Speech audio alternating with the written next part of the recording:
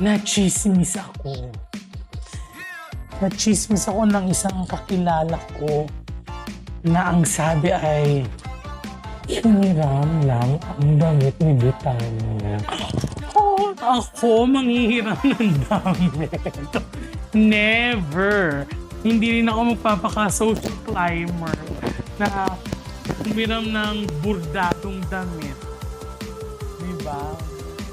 All of the dresses of Betania, lahat po yung wala akong hiram, lahat po yan sarili kong pagod para maibigay sa kanya. So yan po.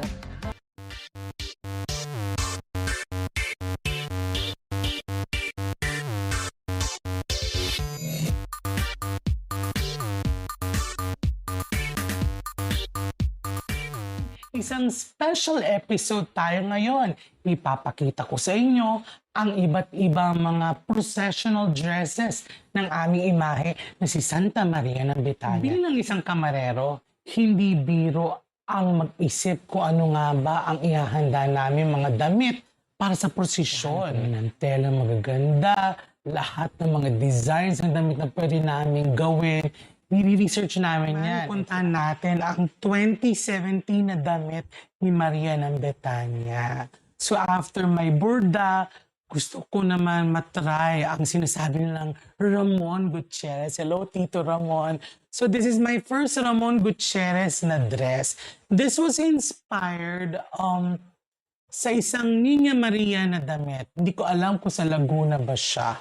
Okay. Kasi nung na-message ko si Tito Ramon, I asked him details, gano'n. Then, he asked me kung anong gusto kong design. Sabi ko, classic lamang po. Gusto ko violet or purple na damit na talagang bagay na bagay for procession. So, this is for Wednesday procession noong 2017. So, like what I've mentioned, this was inspired sa isang damit ng Niña Maria sa Laguna, if I'm not mistaken, no? And there, dahil friend siya ni Mark, pinakilala siya sa akin, si Tito Ramon, and ayan na nga. So I got this, murang-mura pa, Tito Ramon. Parang if I'm not mistaken, 15,000. Wow. So yan. Then afterwards, 2020, naggagamitin ko ng 2023, yun medyo tumaas na siya. So ito ang damit niya. So this includes yung kamison. So there's the kamison. So the kamison has different colors. So it's maroon and yung violet na sleeves para daw pag lumabas dun sa apron, maging kakulay niya. Then we also have this what do you call this? A cloak. Yan. So medyo burdado rin po ito. Pero walang mga rhinestones. So, yan. So, they're simple lamang. Sabi ko, Tito Ramon, pwede simple lamang. Wala akong budget. Walang budget. So, 15,000 ang bigay niya. So, thank you very much, Tito Ramon. Then, ito nga yung damit ni Betania. Ayun. My first Ramon Gutierrez na damit inspired sa Niña Maria na damit. So, yan. Ang sleeves niya is medyo nakabuka. Ito nga yung sinabi ko na yung kamison, maroon, tapos ang sleeves niya is medyo purple para pag lumabas maganda. So it's a combination of purple with rhinestone na ibang kulay na bluish to violetish na ganyan. So yan. Let me go closer. So yan po ang damit ni Ramon Gutierrez. Tito Ramon. So yan. It's a burdang orani. Ulit. So, yeah. Look at the tree. I don't know if it gives justice when it's in the camera, pero in person, kumikinang po siya. So, there. So, yeah. Ganda-ganda. So, may design din po siya sa palda. So here is my Maria ng Betania, first Ramon Gutierrez na dress. So ako ang kauna-unahan na nag-Ramon Gutierrez dito sa Morong, Rizal. So this is 2017. Tapos ginamit na rin po ito sa pabasa na kung saan nag-viral yung aking paglilibing with the banda. So yan. Ito po yan. Ganda-ganda. Ang kapartner naman nung kay Ramon Gutierrez, yung una kong Ramon Gutierrez na damit for Wednesday is itong gawa ng aking friend na si James Ronel Masaho. Yan. This is I think my first time na magpagawa sa kanya. So yan. Lapit natin. We're going to make lapit. So there. So yan, may mga kinang-kinang siya. So the Stella, I bought this in Tabora Market. Kasama si Tito Mike siya actually. And may pinasukan ako isang alley na napakadilim. Natakot ako, aminin ko. Hindi ko alam kung hold up ako or what. But anyway, one of the alleys there in Tabora Market, nakita ko po to. Kasi sabi nga dito, Mike, when you invest, Stella, sa mga imahen, it's either brocade or di kaya may mga designs na classic po ang gawin natin. Eh, gandang-ganda po ako dito. So ito po ang ginawa ni James Ronel Masaho for my 2017 Good Friday dress. This comes with a belo. Yan, tapos meron din po siya si James na yan, sa leeg. Bigyan po niya naman. Yan. Ang maganda dito, I partnered this sa gayak na paper flowers na in-order ko sa Bulacan. Thank you very much, Mark. Titaw. So yan. Doon ako umorder. Hindi ko alam kung anong title nung or kung anong name ng company nung flowers na yon.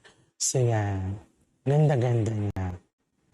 Dahil first time ni James gumawa, hindi ko maintindihan. Ang sikip-sikip ng bewang. Sobrang sikip ng bewang niya. Kaya I need to remove pa the head and the arms para ipasok po itong buong damit na to. Pero I love the design of it. Very classic na damit siya. And meron din siyang black dress inside. So yan. So this is 2017 Good Friday by James Ronel Masaho. Yan yung mga kinang-kinang ko.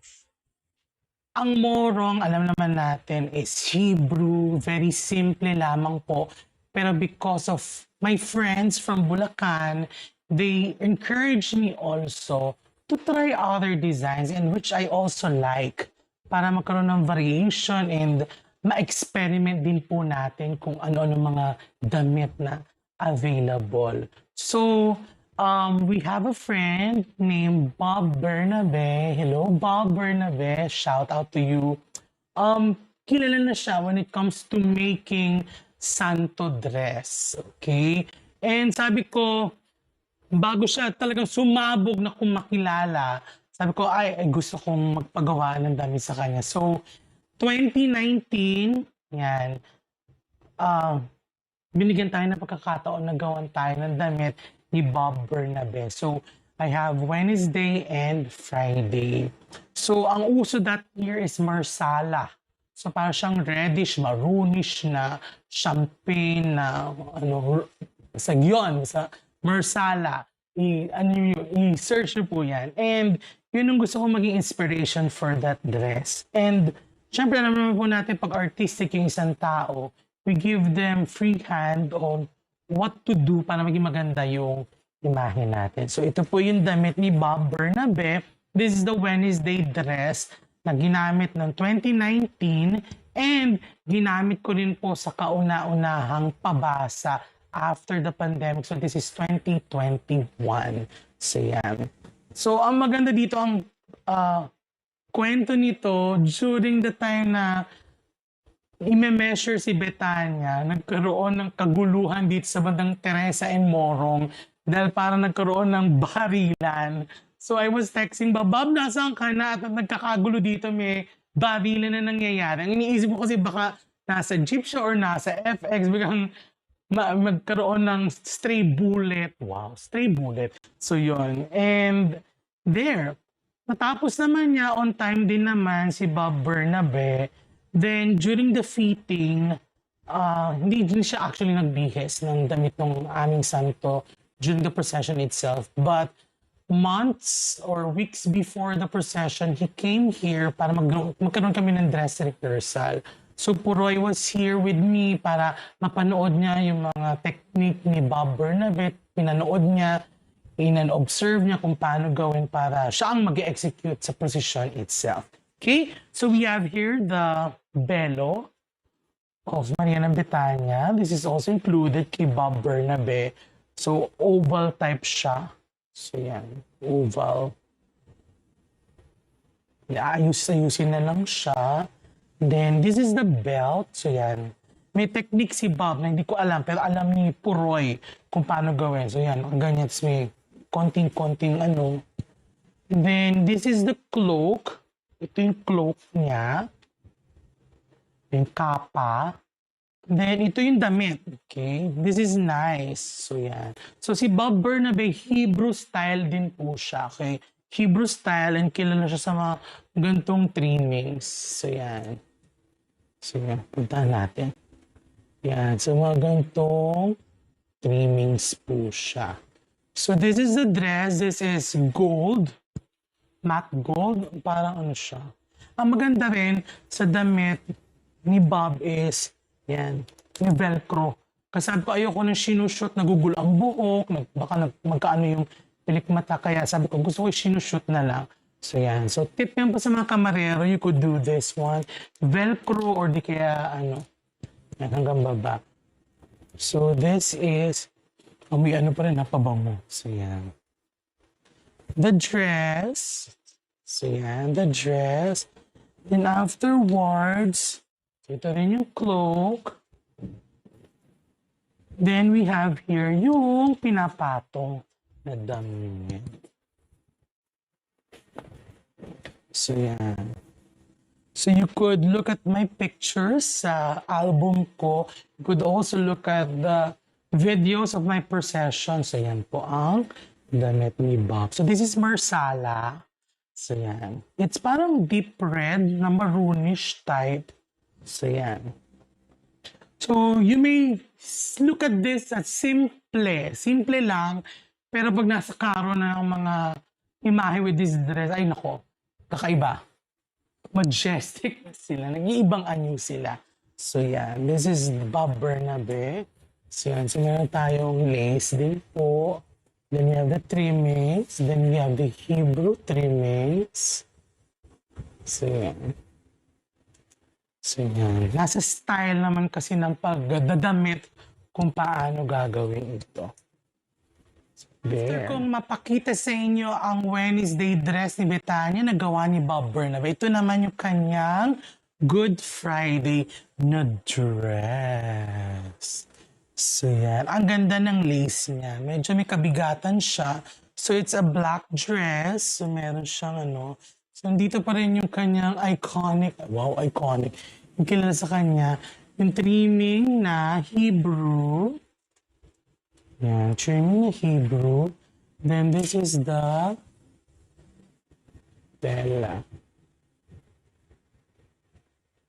So this comes with the belt. Here's the belt. So, yung belt siya. Malagay dito. And yung veil niya na black. Yes, thank you very much, Bob Bernabé. Ang ganda-ganda niya. Maganda-ganda. So kung mapapansin nyo, sa simula, medyo nangangapa pa tayo sa mga tela, sa mga designs, etc. Pero noong 2018, doon na nagsimula. Simula nung nagbago ang mukha ni Betania, gumaganda na. Nagle-level up na yung damit ni Betania. So yan. So nasasama na tayo sa mga best dress. Oh, best dress. According to mga fashionista people dito sa Morong. So yan, lumalaban na po kami. So, yun. So after Burda, after Ramon Gutierrez, meron pa akong isang nakilala na gumagawa ng damit ng santo and he's from Tanay Rizal. So pinakilala sa akin siya, sabi ko, why not try him? He's also known to do hand painting dresses ni Catriona Gray. So sabi ko, ay, bago pumutok, bago sumikat ng todo at mahal na sumingil, at least meron akong damit from him. Ladies and gentlemen, the 2023 damit of Britannia by Jeffrey Catuira. Yung hand-painting po, hand-painted ni Jeffrey Catuira. So yan. This was made 2022. Dahil ano naman lockdown lang walang procession daw dahil sa Antipolo. So natenga siya. Kaya noong 2023 nagkaroon ng procession, ito na po ang ginamit natin. So this is hand-painted by Jeffrey Catuira. So ano rin siya, ina-assemble. We have yung vest. Then we have itong sa kamay. So kakabit nyo. Then we have the palda. So yan po ang natin dito. So this is violet. So, naiibang color kasi may yellow light po tayo, pero it's violet. And lalapitan po natin. So, meron po siyang mga sequence. Kaya ang ganda-ganda po niya pag nasa karo siya. Yan. Pag nasa karo po siya, kumikinang siya. So, yan, the vest. Tinan niyo yung palda niya. Wait lang. Let me make a bit of this microphone lapel natin. Natanggal ang ating yan. So ito po yung ang ganda-ganda niya. Guys, look.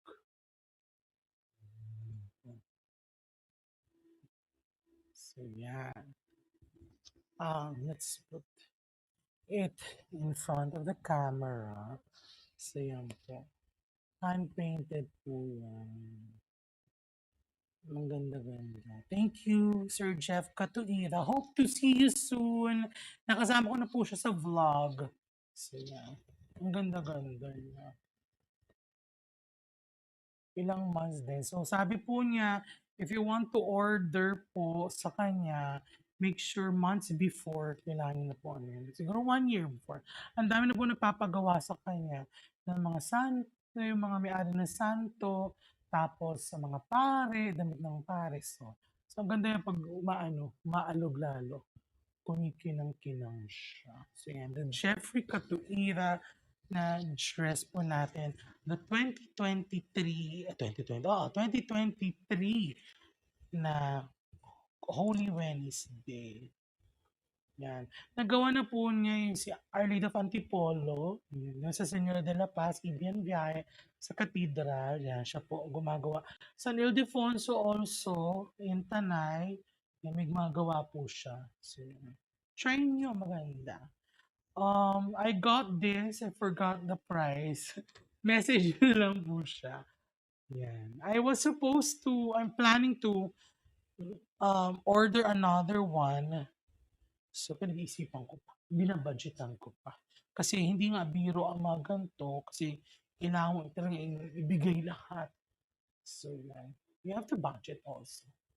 So, Jeffrey Catuira na dala. So, ngayon ipapakita ko po sa inyo ang black dress ni Maria ng Betania na gawa ulit ni Ramon Gutierrez. Our good friend, Sir Ramon Gutierrez. Hello po. Shout out po ulit sa inyo. So this was made 2019. Umorder na ako kasi sobrang dami nagpapagawa sa kanya. Sabi ko, Tito Ramon, gusto ko po ulit ng panibagong Ramon Gutierrez ang damit. Pero ngayon naman, gagamitin ko for Good Friday. So yan. So after nag-chat, nag-message, nag-send siya ng design for approval. So yan. So ito na po siya. So this was ordered 2019. Natapos siya 2020 March. So yan year 2020, alam naman po natin nagkaroon ng pandemic, nagkaroon ng COVID. Dahil dito walang procession. So therefore, itong damit na ito, nagamit siya noong 2023. Ganun po katagal ang So nasa akin na po ito ng March 2020, hindi ko siya nagamit. So nung Holy Week na 2023, tsaka po palang namin ito napasuot sa kanya. So we match this with the flower arrangement of Sampaguitas na Very classic po siya. So yan. So, in front of you, this is the dress. So, ito po ang damit ni Betania. Tanang! So, yan. The dress of Maria ng Betania. Ito po siya. So, makikita niyo po, very detailed po siya. Ayan. Medyo may kabigatan pong taglay itong damit na ito. Hindi ko alam kung anong ginamit na tela ni Tito Ramon dito. Then, like what I've mentioned, kilalang-kilala po siya sa Burdang Urani. So, yan. Napakaganda po niyang damit. Mabigat siya pero ang ganda-ganda niya sa camera. Ang ganda-ganda rin po niya sa videos. So, yan po. The dress. Pandemic dress. Nagawa siya 2020 pero pinagamit ko yung unang-unang posisyon ulit na nagbalik after pandemic 2023. So yan. So meron siyang black dress inside. Then afterwards, ito po yung pinato. Then ito po yung kanilang yan. Balabal. So yun, ang ganda-ganda. Pakita ko sa inyo. So there.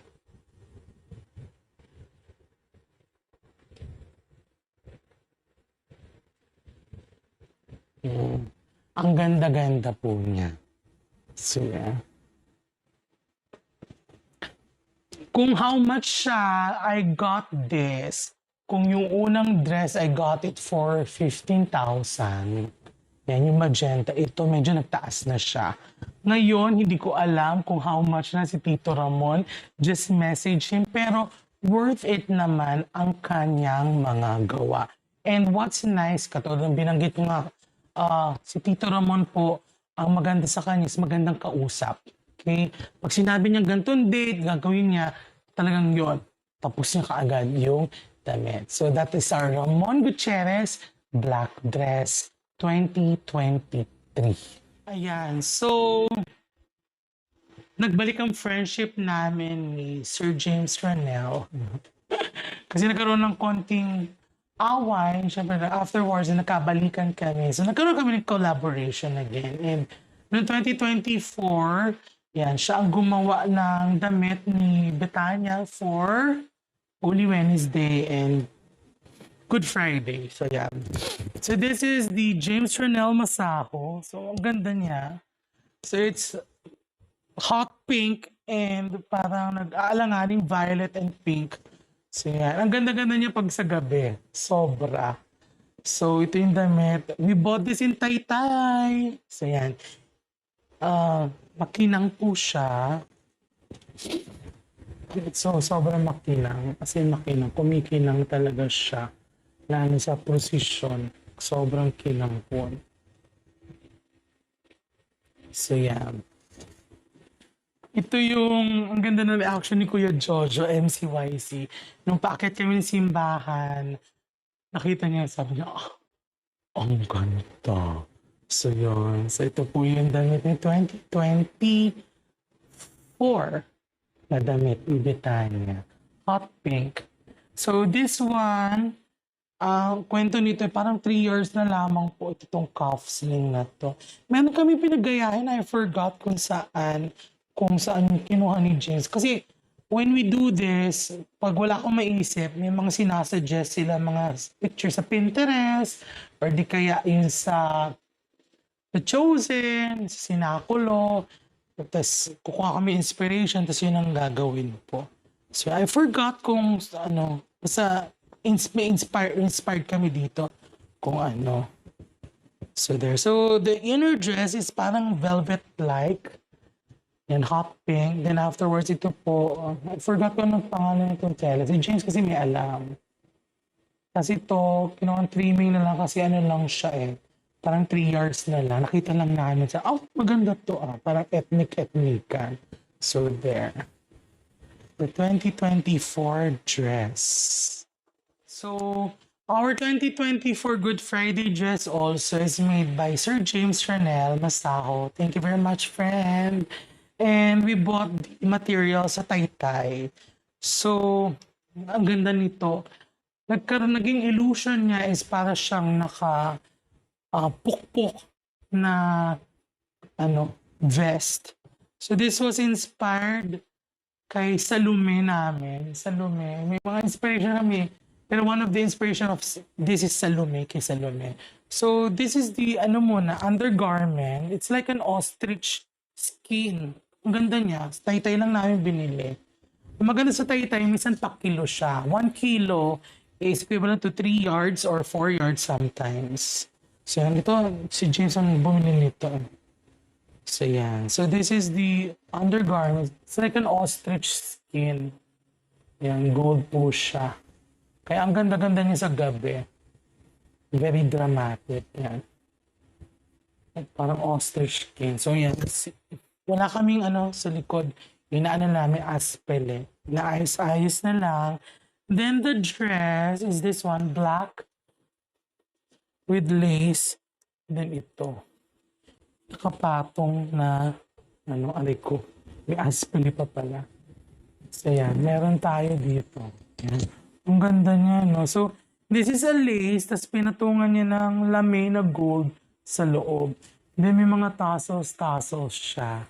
Ang cute-cute niya, ang ganda-ganda. Ang dami nagkagusto dito na nagmukhang, kala mo nagpukpok siyang damit. So, afar, so yan po. So, there. Yun. May mga tassel siya. Cute. Ganda. One of our favorite na bago-bagong damit. Libetan. So, dito may ginawa, parang ganyan-ganyan na. Pero pag inayos po ito, sobrang ganda. So, diba? Very subtle lang ang pagka-gold niya. Hindi siya ganong ka-loud. So, there.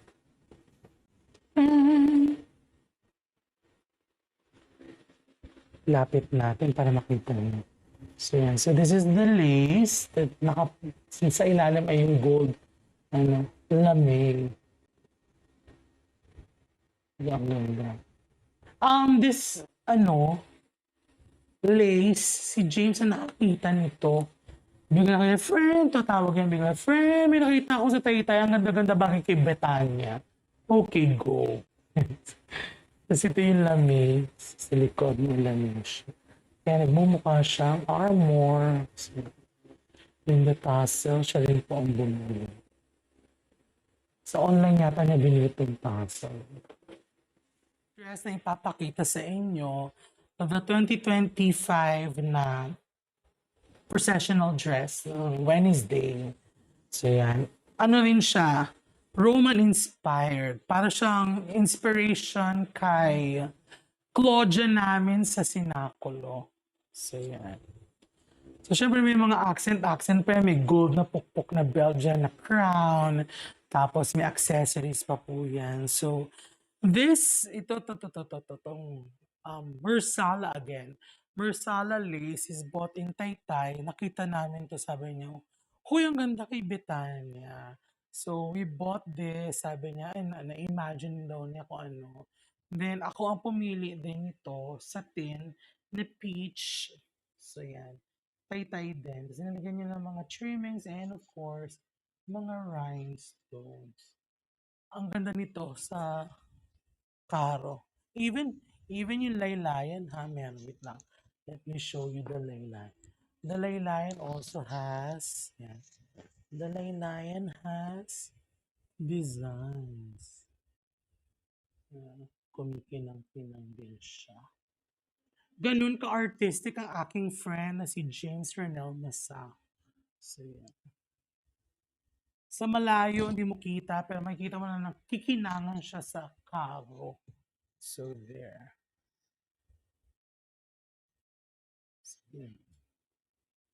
So, tinerno namin to ng belt na gold, then afterwards accessories na necklace, then yung belo niya, and hiccup. So, kala mo simple lang, pero maganda.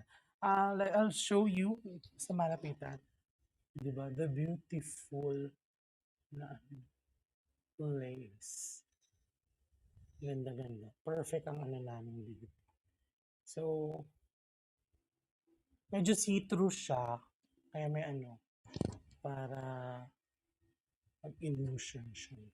For Tweet Please, dyan po nagtatapos ang ating episode sa mga damit ni Betania. Hindi ko na po pinakita yung 2025 na Good Friday kasi ang hirap niyang ibaba. Ina-assemble siya actual when we damit Betania. Kaya hindi namin papakita. Pero if you want references, mayroon po kaming picture sa album ko or you could also watch the video of the procession. So yan po, ang mga damit po sa mga santo, usually talaga pinag-iisipang mabuti yan. Ginagawang maganda kasi nga hindi natin sinasamba ang santo pero sa halip, we commemorate them as special people na nagbigay ng magandang storya na pwede nating tularan. So there are role models and dahil alam natin na nasa langit. So kaya binibigyan natin sila ng magagandang mga tela, yung designs, etc. So always remember also na hindi sa pagmamayabang ang mga ginagawa nating pagpapalumuti sa ating mga santo, yung mga damit nila. Sa halip, we just give them everything na alam natin for the good, di ba? So yun. Tip also sa mga kamarero na huwag po tayong gagastos pag hindi po, wala tayong ganung pera. Kung ano lang po ang kaya nating o hawak po natin, let's work on it na lang po kung anong meron tayo. Huwag na tayong,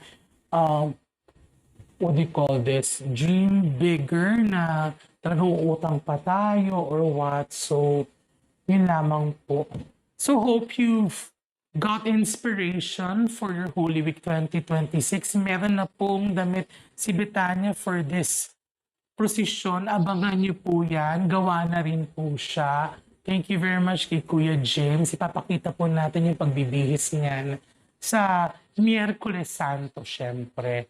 And we're going to share it all with you all, guys. Kasi alam kong inaabang-abang niyo rin ang damit ni Betania ng morong dito, yung aming imahe. Thank you very much. Sa mga nagme-message po, sa mga nagbibigay ng papuri at yung mga nice messages na nagagandahan sila sa ayos ng aming santo, maraming salamat po sa inyo. And muli po, don't forget to like, subscribe, and of course, hit the notification bell button para updated kayo sa lahat ng mga new episodes natin, lalong-lalo na this Holy Week and of course, yung Quaresma po natin. This is Marion and bye-bye po.